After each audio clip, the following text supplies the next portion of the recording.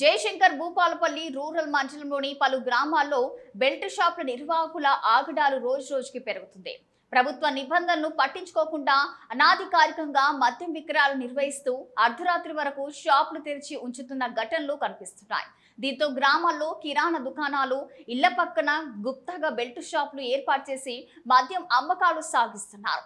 కొందరు నిర్వాహకులు దీనిని ప్రధాన వృత్తిగా ఎంచుకొని రోజంతా మద్యం విక్రయాలపై ఆధారపడుతున్నట్లు సమాచారం.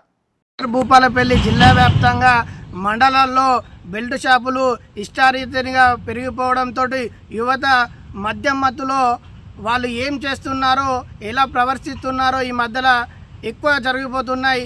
ఇప్పటికైనా ఎక్స్చేంజ్ అధికారులు వీటిపైన చర్యలు తీసుకోవాలి. మండలాల్లో, గ్రామాలలో విచ్చలవిడిగా బెల్ట్ షాపులు నెలకొల్పుతూ అత్యధిక ధరలకు కూడా వాటిని విక్రయించడం జరుగుతుంది. ఎందుకు ఇదంతా బాధ అంటే, ఇవి సుమారు అర్ధరాత్రి 12-2 గంటల వరకు ఇవి నిర్వహించడంతో యువత మొత్తం రోడ్ల మీద తిరగడం, గొడవలు పడడం, కొట్లాడుకోవడం ఇలాంటివి జరుగుతుంది. ఇప్పటికైనా ఎక్స్చేంజ్ అధికారులు వీటి మీద చర్యలు తీసుకోవాలని, యువతను చెడు మార్గంలో నుంచి తప్పించాలని ఈ సందర్భంగా యువజన సంఘాలుగా మేము ప్రశ్నిస్తున్నాం.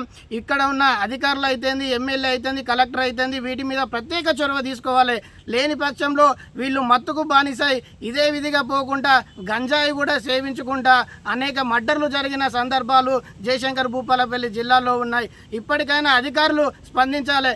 ఎలా అంటే, ఇక్కడ చూసుకుంటే బాంబులగడ్డలో 24 గంటల మద్యాన్ని ఉచితంగా పంపిణీ, ఎలా అంటే పథకాలు ఎలా పంపిణీ చేస్తామో అన్నట్టు ఇక్కడ బాంబులగడ్డలో 24 గంటల మద్యము అందుబాటులో ఉంటుంది. ఇక్కడ చూసుకుంటే జూనియర్ కాలేజీ ఆనుకొని ఉన్న గోడకు కూడా ఆ డబ్బాలలో అక్రమ మద్యం అమ్ముతున్న జిల్లా కేంద్రంలో, ఇక్కడ చూసుకుంటే మన పక్కనే ఉన్న ఎస్పీ ఆఫీస్ కూడా ఇక్కడ అందుబాటులో ఉంది.